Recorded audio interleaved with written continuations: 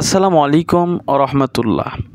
সুপ্রিয় সম্মানিত দর্শক ও শ্রোতা, 30 দিনে কোরআন শিক্ষা কোর্সের আজকে আমরা হাজির হয়েছি 15 নম্বর ক্লাসে।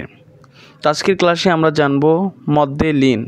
এর আগের ক্লাসে আমরা জেনেছি লিনের হরফের পরিচয়। আজকে মদ্দে লিন সম্পর্কে জানব। দেখেন, বাংলায় সুন্দর করে দেওয়া হয়েছে, লিনের হরফের বামের হরফে ওয়াকফ হইলে এক আলিফ টানিয়া পড়িতে হয়, ইহাকে মদ্দে লিন বলে। অর্থাৎ এই যে ওয়াও ইয়া, এই দুইটাই কিন্তু লিনের হরফ। আর এই ওয়াও অথবা ইয়া, এই লিনের হরফে ওয়াকফ হইলে এক আলিফ টানিয়া পড়িতে হয়, ইহাকে মদ্দে লিন বলে। যেমন মিম জবর মাও, তা দুই জের তিন, মাও তিন। এটা হলো স্বাভাবিক সিস্টেম।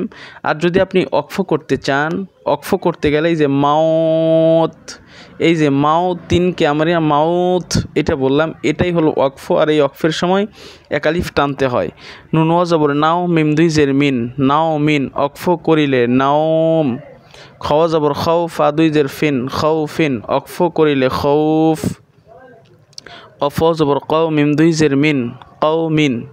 অক্ফ করিলে কৌম। আইনিয়া জবর আই, নুন দুই পেশ নুন, আই নুন। অক্ফ করিলে আইন।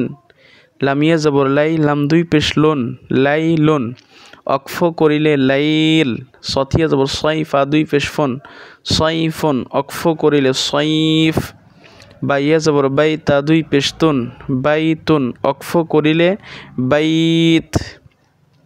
আশা করি এই দুইটা লাইন বুঝতে পারছেন। পরের লাইন দেখেন, বাইয়া জবর বাই, নুন জবর না, বাই না। ইয়া জবর ইয়া, দালিয়া জবর দাই, হাজের হি, বাই না ইয়া দাই হি।